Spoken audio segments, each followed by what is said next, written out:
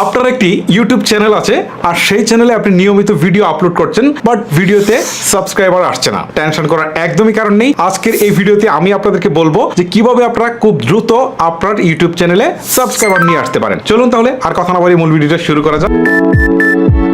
একটা লং ভিডিওর তুলনায় একটা শর্টস ভিডিওর ভিউ কিন্তু 10 থেকে 20 গুণ, ইভেন কখনো কখনো সেটা 100 গুণও ছাড়িয়ে যায়। সো এই ক্ষেত্রে আপনাকে একটা কাজ করতে হবে, সেটা হচ্ছে আপনি যে রিলেটেড ভিডিওই আপনি তৈরি করেন না কেন, অবশ্যই আপনি চেষ্টা করবেন সপ্তাহে যেন 2টা বা 3টা বা প্রতিদিন একটা শর্টস ভিডিও দেওয়ার জন্য। আর শর্টস ভিডিও থেকে যেহেতু বেশি ভিউজ আসবে, সো ভিউজ আসলে তো সাবস্ক্রাইবার পাশাপাশি আসবেই।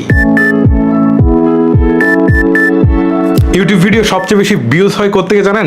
থাম্বনেল থেকে। সো আপনাকে আগে বুঝতে হবে যে আপনি যে থাম্বনেলটা দিচ্ছেন সেটা যেন খুবই আকর্ষণীয় হয়, এবং এই টাইটেলটা দেখার পর কোনো একজন লোক এট এ গ্লান্স দেখেই যেন বুঝতে পারে যে আপনি কোন রিলেটেড ভিডিওটা আপলোড করেছেন, এবং এটা প্রফেশনাল লেভেলের একটা থাম্বনেল, মানে যেটা দেখে বুঝতে পারে যে একটা ভালো চ্যানেল থেকে আপলোড হয়েছে। দেন সেটা ইন্টারেস্ট ফিল করলে সেই অডিয়েন্স কিন্তু আপনার ভিডিওতে ক্লিক করবে। শুধু ক্লিক করলে হবে না, ক্লিক করার পর যদি কন্টেন্ট ভালো না থাকে তাহলে কিন্তু লোকজন সরে যাবে। এই ক্ষেত্রে আপনাকে একটা জিনিস খেয়াল রাখতে হবে, যেন ভিডিওটার টোটাল লেন্থের 50% সময় পর্যন্ত যেন একটা অডিয়েন্সকে ধরে রাখা যায়। অর্থাৎ ভিডিওটা ক্লিক দেওয়ার পর যদি 50% ধরে রাখা যায় তাহলে ইউটিউবের রোবট মনে করে যে ভিডিওটা ভালো। দেন এই ভিডিওটার রিচ ক্রমাগত সে বাড়াতে থাকে, এবং বাড়াতে থাকলে যেটা হয় ভিডিওটা একসময় ভাইরাল হয়ে যায়। সো আপনাকে থাম্বনেলটার প্রতি বিশেষভাবে গুরুত্ব দিতে হবে, এবং এটা যেন প্রফেশনাল লেভেলের হয়। তবে একটা সতর্কবাণী আপনাদেরকে দেই, এরকম আকর্ষণীয় থাম্বনেল তৈরি করতে গিয়ে আপনার ভিডিওর সাথে মিল নেই এরকম উল্টা পাল্টা টাইটেল দিয়ে থাম্বনেলটা তৈরি করবেন না, তাতে কিন্তু আপনার চ্যানেলের উপর নেগেটিভ একটা ইম্প্যাক্ট পড়বে।